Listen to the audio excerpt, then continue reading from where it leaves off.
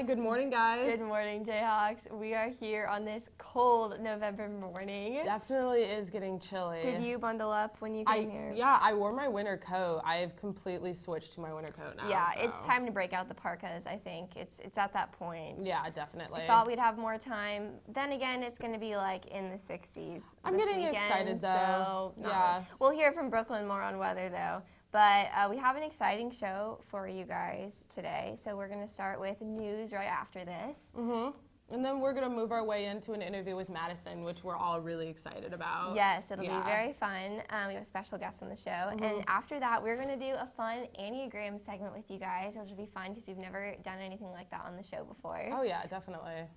And after that, we're going to move into sports and then weather with Brooklyn. So, big question. Have you gotten your flu shot yet? I have not. I'm a person that definitely is against it. Last year, I got super sick a week and a half after I got it. Oh, so no. I'm not doing it this year. I'm just going to wash my hands a lot, blow my nose, stay away all from the sick things. people. Yeah, well, Are you getting it? I got mine yesterday, so my arm is like super sore. So don't like punch me. You're going to get sick in about a week, though, so I can already see it happening. Ooh, well, we'll see. That'd be not too good. Yeah. Dang.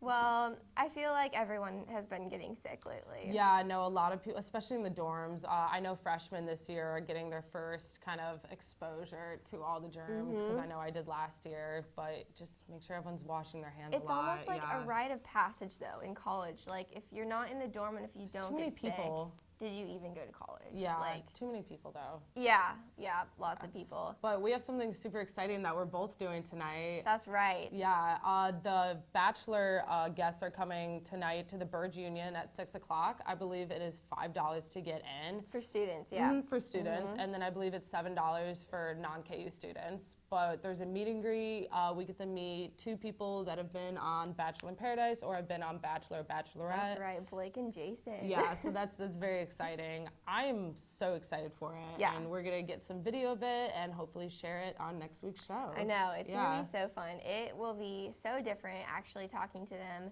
face to face. It's going to be weird. Yeah, apparently they're going to share the inside scoop of what it was like to be, they were both on Becca's season, if you guys watched the show. Yeah. And also Bachelor in Paradise. Yes. So that will be. And then I know, was it Blake that caused all the drama? Yeah, Blake was the drama guy. For last season's Bachelor in Paradise. Yeah, we'll see what he has to say about that too. Well, cool. We will see you guys after the break for some news.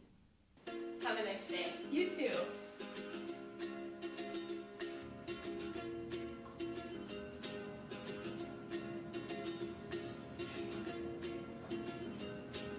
Have a great day. Thanks. You too.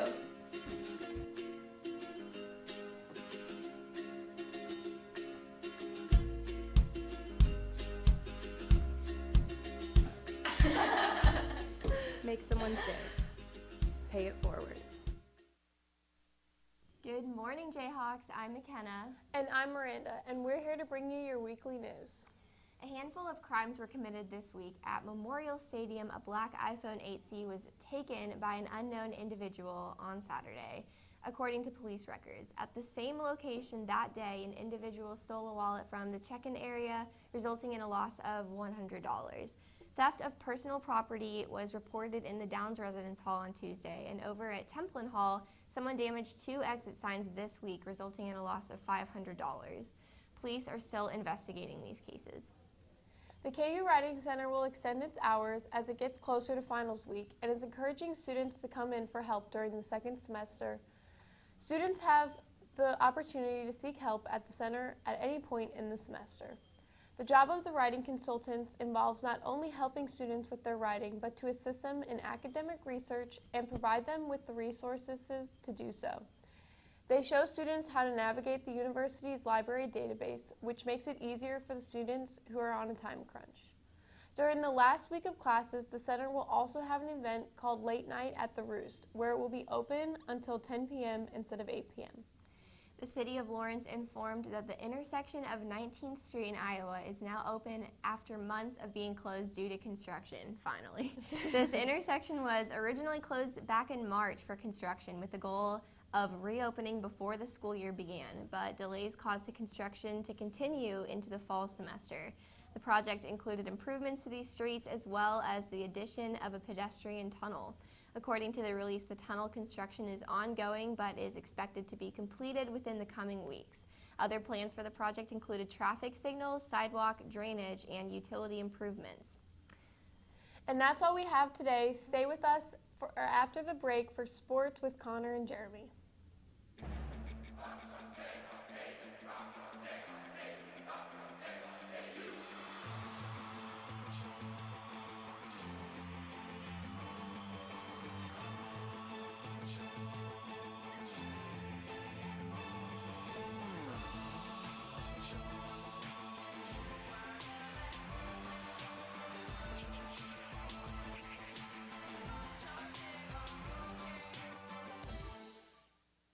Welcome back to today's sports segment. I'm Jeremy. And I'm Connor. The U.S. women's national soccer team beat Sweden last night 3-2. Carly Lloyd scored 2 goals, and Kristen Press added a third, making this her 50th career international goal. This friendly was important, however, because it starts the regime under new head coach Vlatko Anofsky. The Kansas City Chiefs snapped their 3-game losing streak at Arrowhead Stadium with a 26-23 victory over Minnesota on Sunday. This was the second consecutive start for veteran quarterback Matt Moore in place of the injured Patrick Mahomes. The game was back and forth all afternoon, but thanks to a game-winning 44-yard field goal from Harrison Butker, the Chiefs came out on top with a win. Moore outdueled Kirk Cousins in this game with 25 completed passes and 275 yards, including a touchdown pass. All signs point to Chiefs star quarterback Patrick Mahomes returning this Sunday versus the Titans. Mahomes has been a full participant in practice all week for the Chiefs, but it will ultimately come down to a game-time decision. Later today, the Kansas Jayhawks women's soccer team takes on number 10 Oklahoma State in the Big 12 tournament semifinal. Kickoff is at 4:30 at Swope Soccer Village in Kansas City. The winner will take on the winner of Texas Tech TCU on Sunday afternoon. The women's volleyball team found the victory column once again as the Jayhawks swept Texas Tech on Wednesday at home. Zoe Hill and Morgan Christian led KU with double-digit kills, and sophomore Cameron Innes added some big hits as well. Kansas is now 7-13 overall and hits the road to play TCU on Saturday and Baylor on Wednesday.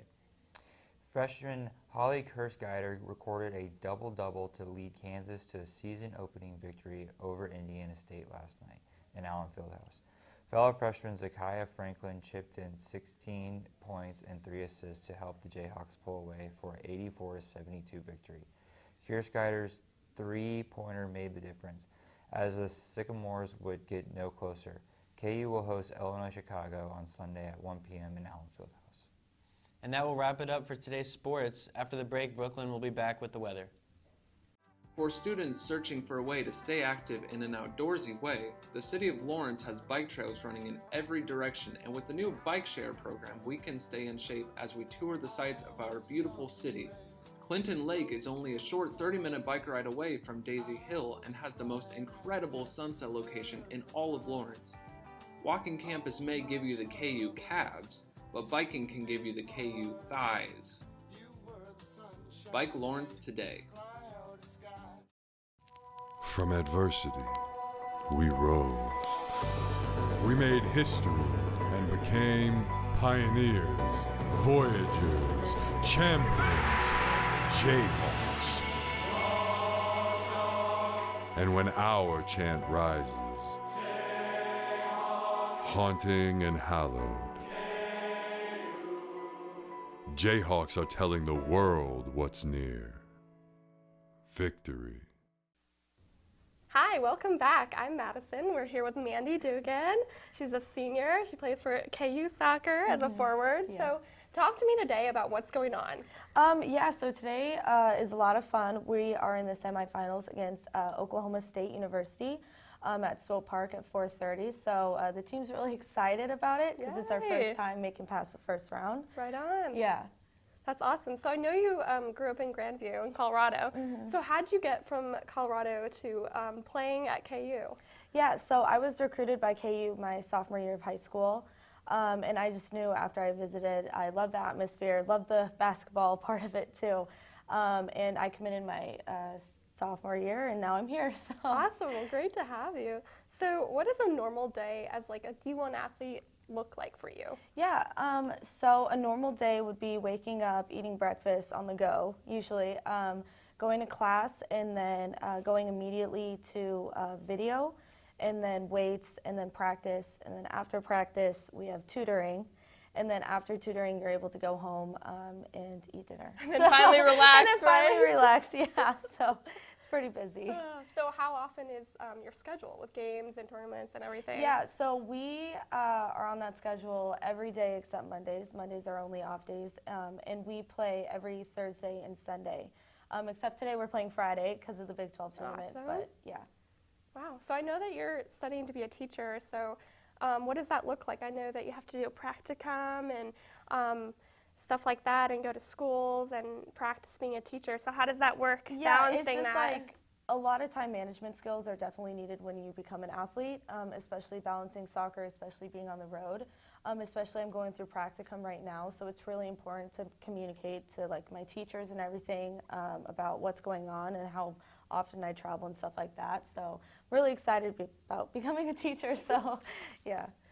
So now that you're a senior and now that you're looking back, like what are some cool moments or memories that you'll always remember on the field?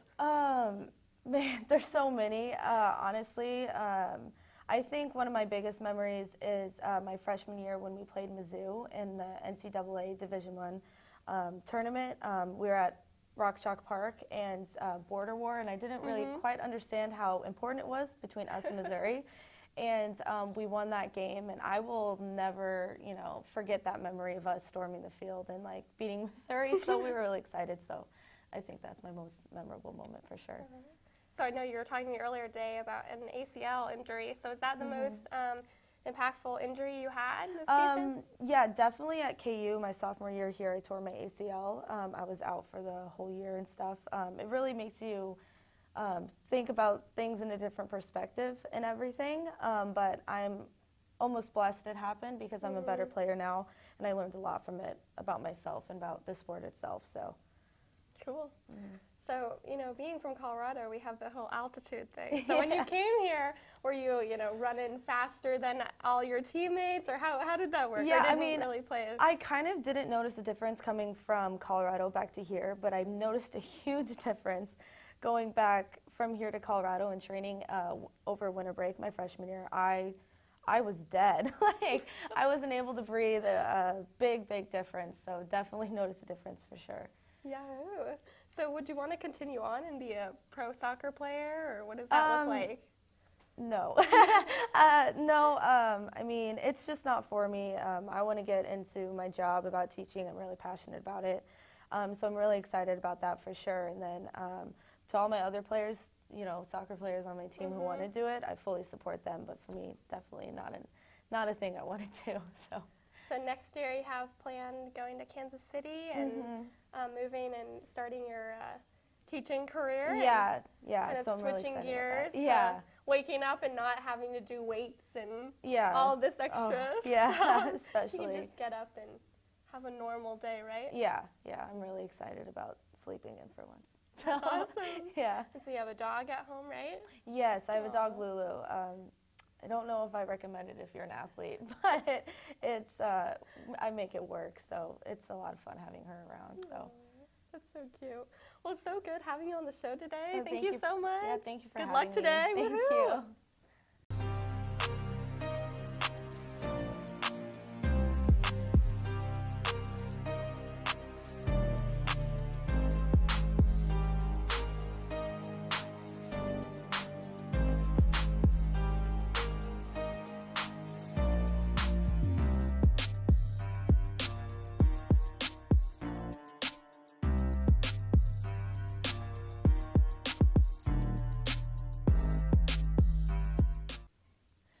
Welcome back, Jayhawks. We are here to talk Enneagram, isn't that right? So excited. I sort of made everyone here take the Enneagram test because the Enneagram is something that I love. I think it's so fun.